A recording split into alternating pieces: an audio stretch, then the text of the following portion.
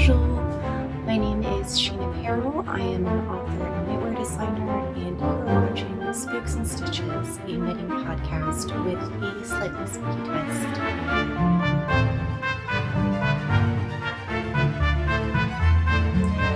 So, it's been kind of a rough week, not gonna lie. So Thursday I did my yarn crawl, which I will have that video up for you next week.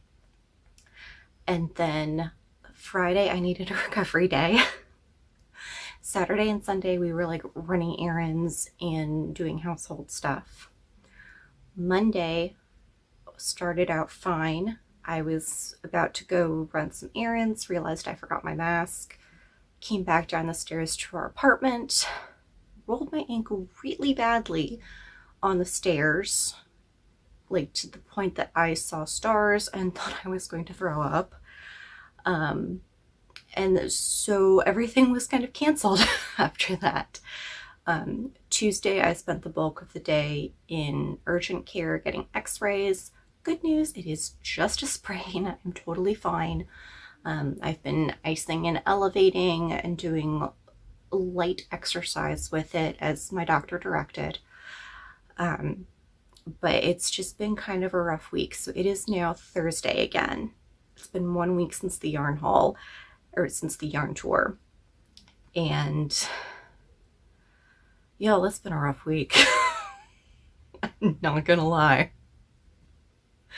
So while I was laid up, I did do a lot of knitting. So let's just start off with the finished objects. So I finished the knitting portion and weaving in ends for Ash's scarf. Oh, there's a stray end that I missed because there's always one, right? So last time I was right about here. I had done all of this, and now I have completed the length of the scarf. It does still need to be blocked, but I finished this on Tuesday and I have not been in any way able to stand at an ironing board and steam block this, and it's way too big to wet block. So that is a thing that still needs to be done. I'll take care of those ends here in a minute, and then I'll probably get it steam blocked this weekend. My ankle is improving a lot. I was able to walk down to the mailbox this morning, so that's improvement. The first couple hours after it happened, I couldn't put any weight on it at all, so making it to the mailbox and back in one piece is definitely a good sign. I also cast on the second Monet sock. So that's where I am. I cast this on in the urgent care and then knit most of the ribbing while I was waiting, but I kept thinking something was going to happen and then it wouldn't. So I kept picking it up and putting it down and didn't get a whole lot done. And then I knit this part yesterday. So that is coming along well. Oh, so the sock is Purple Lamb. It's in their glitter sock base in Monet's Water Lilies, and then the scarf is Louisa Harding Merletto. I have no idea what the colors are. And then last week I had told you that I was planning on doing something using these two yarns, and I have since cast that on. So here we go. This is a sweater vest, and I just joined everything around yesterday, so that's coming along well. I haven't decided yet if I'm going to write up a pattern for it or not. Maybe. But this is Knitpicks Chroma lace in red velvet, and this is Indigo Dragonfly, and I cannot remember the rest of the stats right now. I'll put it down below. So the other thing that I've been doing, because I have yet to find a new job, is I ordered some supplies to make some physical goods for my Gumroad shop. If you're not familiar, Gumroad is very similar to Etsy, but they're a little bit more fair to their sellers. I left Etsy a really long time ago because I just didn't like a lot of their policies. I didn't like the way they treated their sellers. So now if you want to buy directly from me, you have to go to Gumroad, and I have all of those links down below. So my first round of supplies I got over the weekend, and I made some stitch markers. So this set is 3 different shades of blue. And those are regular size, as are these. This is 2 shades of red and a white. And those will fit up to, I think, a size 7 or 8 needle. And then these 2 sets, this one is light green, dark green, and gold. And then this one is pinks and purple. And these are the jumbo size. They will fit up to a size 14 needle. So you can find those on my Gumroad shop. The shipping on them is only like $1, and the items themselves, these are all packs of 6, and the regular size are $7.99 and the jumbo size are $8.99. And I do have more charms that are supposed to be coming in the next few days, and I will be making more. I'll also have some locking stitch markers, and any of my sets, if you want me to add lobster clasps to them, I'm willing to do that for a nominal fee. So those are all being listed in the Gumroad shop, links down below. And also in the Gumroad shop, you can find some of my patterns. You can also find all of my ebooks and a limited selection of paperback copies. I don't have a whole lot of paperback copies in stock, just because, as I mentioned in my last episode, for me, paperbacks don't really sell unless I'm hand selling at an event. So you can get ebook copies, and of course, if you order a paperback, it does come signed, and it does come with some additional swag.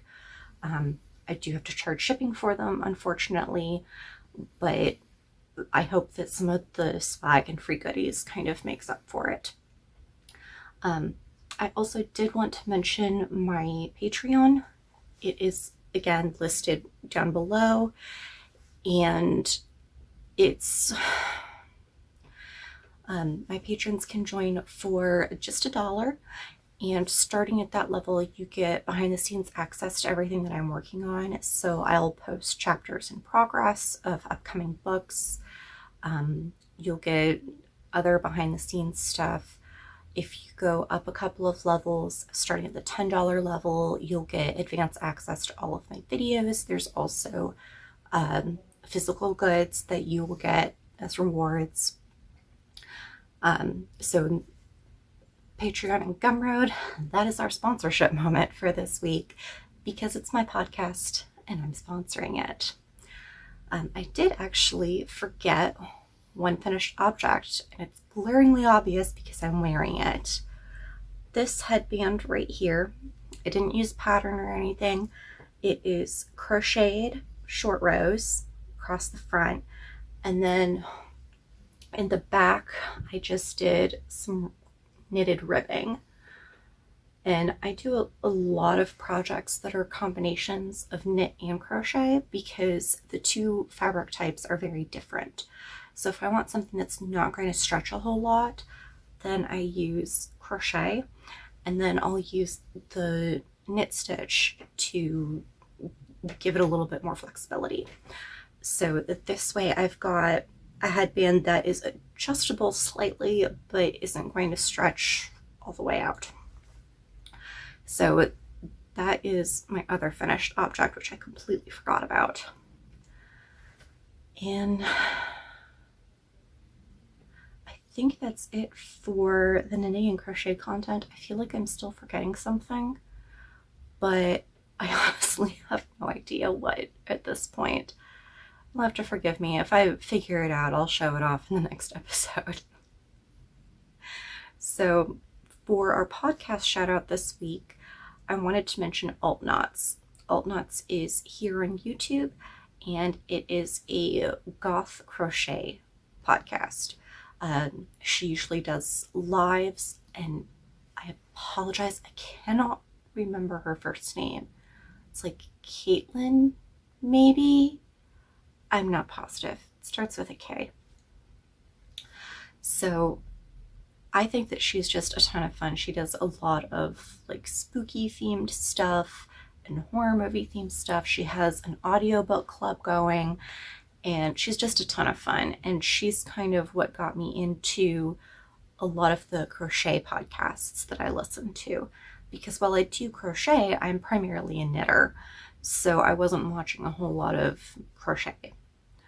But she's a ton of fun. I really like watching her episodes while I'm working. She does mostly live episodes, but she does have some slightly more formal sit-down episodes.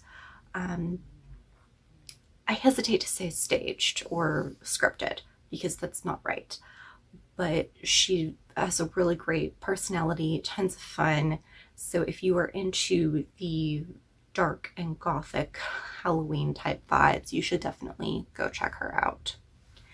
I think that is it for the knitting content and shout outs. So this week we're moving on to Poe for Halloween. And if you are a member of my Patreon, then you can vote on our spooky story every week. But for the month of October, I did open up that vote to the public, which will be linked down below. So our first story this week is The Cask of Amontillado by Edgar Allan Poe. And I'll be reading it from this book, which is Tales of Edgar Allan Poe, illustrated by Fritz Eichenberg. It's a Random House edition, and I think it's from 1946. Let me check. 1944. So I was a little bit off, but it's a great classic edition that I found at a thrift store and gave to Ash. It has some great black and white woodcut style illustrations in it. So this is what we're reading from this week, and the vote for next week is still open. We still need our second story.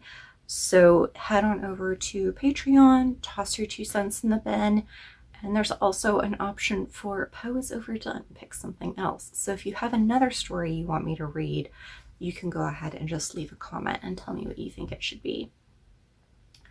And with that, I think that we're done here, and it is time to switch to voiceover Sheena. Ciao.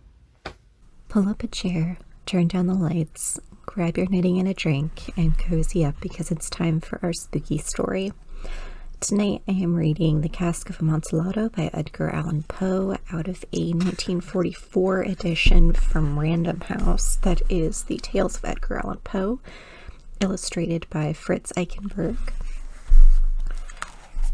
And fun fact, The Cask of Amontillado was first published in Godey's Lady's book. So let's begin. The 1,000 injuries of Fortunato I had borne as I best could, but when he ventured upon insult I vowed revenge. You, who so well know the nature of my soul, will not suppose, however, that I gave utterance to a threat. At length I would be avenged. This was a point definitively settled, but the very definitiveness which it was resolved precluded the idea of risk. I must not only punish, but punish with impunity. A wrong is unredressed when retribution takes its redresser. It is equally unredressed when the avenger fails to make himself felt as such to him who has done the wrong. It must be understood that neither by word nor deed had I given Fortunato cause to doubt my goodwill. I continued, as was my wont, to smile to his face, and he did not perceive that my smile now was at the thought of his immolation. He had a weak point, this Fortunato, though in other regards he was a man to be respected and even feared. He prided himself on his connoisseurship in wine. Few Italians have the true virtuoso spirit. For the most part, their enthusiasm is adopted to suit the time and opportunity, to practice imposture upon the British and Austrian millionaires. In painting and gemmery, Fortunato, like his countrymen, was a quack, but in the matter of old wines he was sincere. In this respect I did not differ from him materially. I was skilful in the Italian vintages myself, and bought largely whenever I could. It was about dusk, one evening during the supreme madness of the Carnival season, that I encountered my friend. He accosted me with excessive warmth, for he had been drinking much. The man wore motley. He had on a tight-fitting, party-striped dress, and his head was surmounted by the conical cap and bells. I was so pleased to see him that I thought I should never have done wringing his hand. I said to him, "My dear Fortunato, you are luckily met. How remarkably well you are looking today. But I have received a pipe of what passes for Amontillado, and I have my doubts." "How?" said he. "Amontillado? A pipe? Impossible! In the middle of the Carnival." "I have my doubts," I replied, "and I was silly enough to pay the full Amontillado price without consulting you in the matter. You were not to be found, and I was fearful of losing a bargain." "Amontillado!" "I have my doubts." "Amontillado!" "And I must satisfy them." "Amontillado!" "As you are engaged, I am on my way to Lucchese. If anyone has a critical turn, it is he. He will tell me. Lucchese cannot tell Amontillado from sherry. And yet some fools will have it that his taste is a match for your own. Come, let us go." "Whither?" "To your vaults." "My friend, no, I will not impose upon your good nature. I perceive you have an engagement. Lucchese, I have no engagement.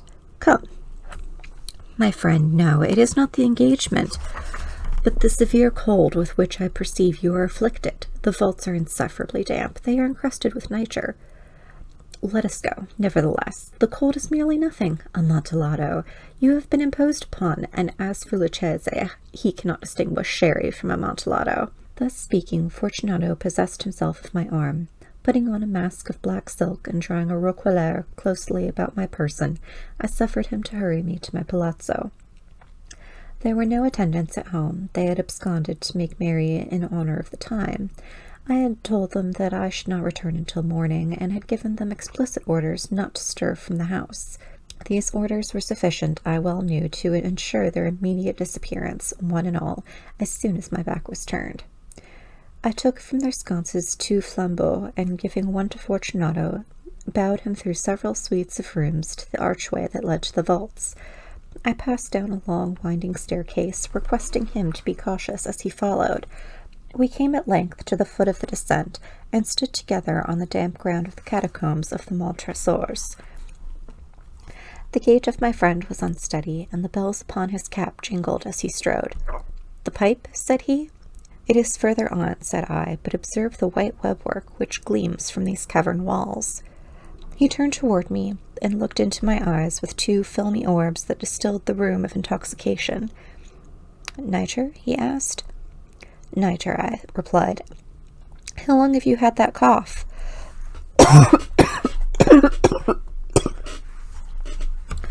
My poor friend found it impossible to reply for many minutes. "It is nothing," he said, at last. "Come," I said with decision, "we will go back. Your health is precious. You are rich, respected, admired, beloved. You are happy, as once I was. You are a man to be missed. For me it is no matter. We will go back. You will be ill, and I cannot be responsible. Besides, there is Lucchese." "Enough," he said. "The cough is a mere nothing. It will not kill me. I shall not die of a cough." "True, true," I replied. "And indeed I had no intention of alarming you unnecessarily, but you should use all proper caution. A draught of this medoc will defend us from the damps." Here I knocked off the neck of a bottle which I drew from a long row of its fellows that lay upon the mould. "Drink," I said, presenting him the wine. He raised it to his lips with a leer. He paused and nodded to me familiarly, while his bells jingled. "I drink," he said, "to the buried that repose around us." "And I to your long life." He again took my arm, and we proceeded. "These vaults," he said, "are extensive." "The Montresors," I replied, "were a great and numerous family." "I forget your arms." "A huge human foot door in a field azure, The foot crushes a serpent rampant whose fangs are embedded in the heel. And the motto? Nemo me impune laceste. Good, he said. The line sparkled in his eyes, and the bells jingled. My own fancy grew warm with the Medoc. We had passed through the walls of piled bones, with casks and puncheons intermingling, into the innermost recesses of the catacombs. I paused again, and this time I made bold to seize Fortunato by an arm above the elbow. "The nitre," I said. "See, it increases. It hangs like moss upon the vaults. We are below the river's bed. The dropping of moisture trickles among the bones. Come, we will go back ere it is too late. Your cough—" "It's nothing," he said. "Let us go on. But first, another draught of the Medoc." I broke and reached him a flagon de Grave. He emptied it at a breath. His eyes flashed with a fierce light. He laughed and threw the bottle upward with a gesticulation I did not understand. I looked at him in surprise. He repeated the movement, a grotesque one. "You do not comprehend?" he said. "Not I replied. "Then you are not of the Brotherhood." "How? You are not one of the Masons?" Yes, I said. Yes. You? Impossible. A Mason?" "A Mason," I replied. "A sign," he said. "It is this," I answered, producing a trowel from beneath the folds of my roquelaire. "You jest," he exclaimed, recoiling a few paces. "But let us proceed to the Amontillado." "Be it so," I said, replacing the tool beneath the cloak, and again offering him my arm. He leaned upon it heavily. We continued our route in search of the Amontillado. We passed through a range of low arches, descended, passed on, and descending again, arriving at a deep crypt in which the foulness of the air caused our flambeaux rather to glow than flame. At the most remote end of the crypt there appeared another less spacious. Its walls had been lined with human remains, piled to the vault overhead, in the fashion of the great catacombs of Paris. 3 sides of this interior crypt were still ornamented in this manner.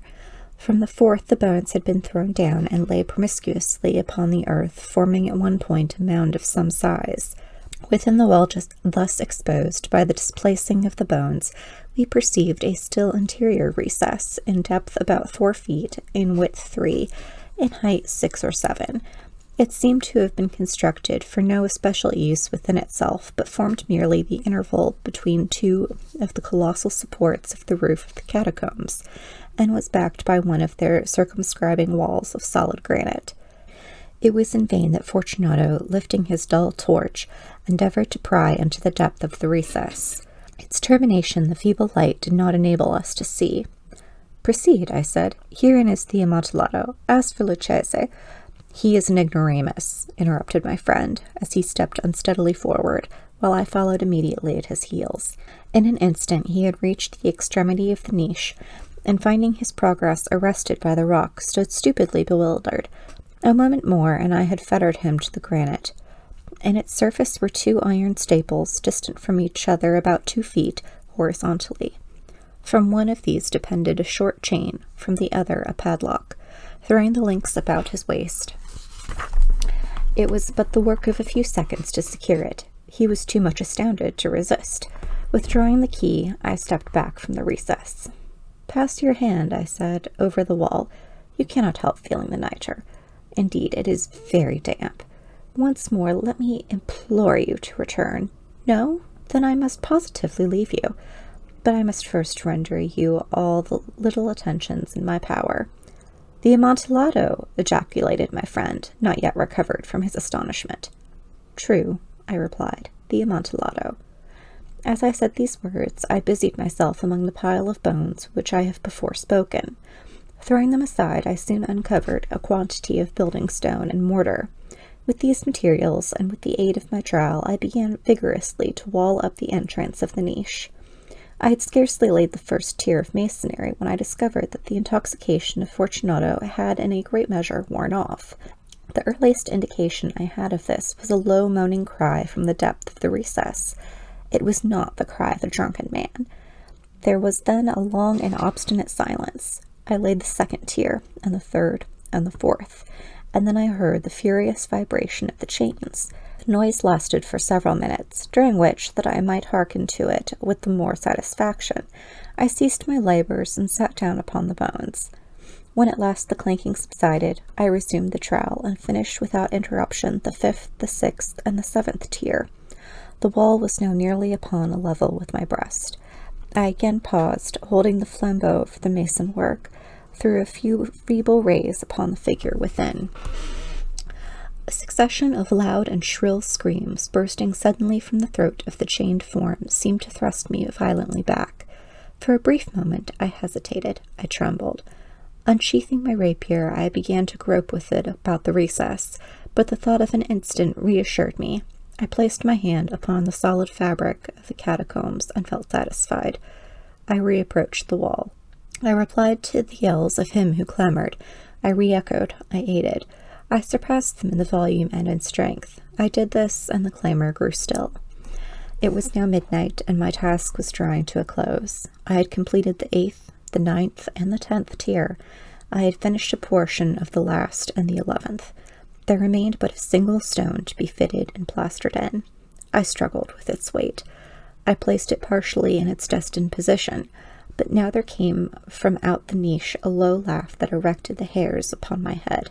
It was succeeded by a sad voice, which I had difficulty in recognizing as that of the noble Fortunato. The voice said, "Ha, ha, ha, he!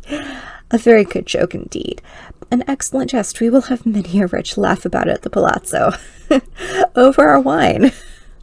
"The Amontillado," I said. "Yes, the Amontillado. But is it not getting late? Will they not be awaiting us at the palazzo, the Lady Fortunato and the rest? Let us be gone." "Yes," I said, "let us be gone." "For the love of God, Montresor." "Yes," I said, "for the love of God." But to these words I hearkened in vain for a reply. I grew impatient. I called aloud, "Fortunato." No answer. I called again, "Fortunato." No answer still. I thrust a torch through the remaining aperture and let it fall within. There came forth in return only a jingling of the bells. My heart grew sick on account of the dampness of the catacombs. I hastened to make an end of my labor. I forced the last stone into its position. I plastered it up. Against the new masonry, I re-erected the old rampart of bones. For the half of a century, no mortal has disturbed them. In pace requiescat. So that's our story for tonight, and I hope you enjoyed it and that my subpar Italian wasn't too disruptive to the enjoyment. I did take a little bit of Italian when I lived in Florence, but it never really clicked for me, and apparently I speak Italian with a lovely French accent. I hope that you will join me in 2 weeks for our next podcast, and next week I will be posting my video of my yarn tour of northern Seattle, and then after that we'll be doing a stash organization and sorting yarn haul type video. So stay tuned for that. Be sure to check out my website and the social links below, and please comment, like, subscribe, or share if you are enjoying the podcast. Thank you, and have a great day.